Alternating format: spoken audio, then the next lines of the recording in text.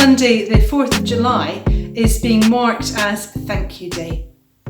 It's been a challenging year, more than a year now, and the pandemic has raised all sorts of questions and levels of uncertainty for all of us. But one thing that's been a common feature is our desire to recognise what others have done through this difficult time, and an opportunity to say thank you to them.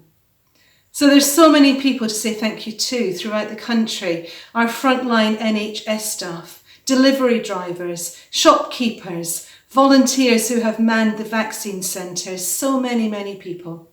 And the idea to have a day where we can nationally acknowledge our thanks and gratitude started with 13 individual people and was then gathered up and has now become a national event supported by hundreds of organisations. And so today I want to take the opportunity to say thank you to you. This has been difficult and challenging. Your churches have had to close from time to time. You've had to work out new ways of worshipping. And yet through it all, I have heard stories of hope and encouragement. Ways in which you have served your local communities.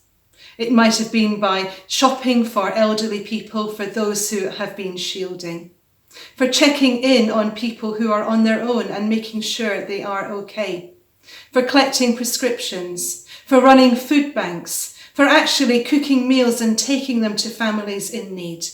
So many ways in which you have served your local communities, and thank you.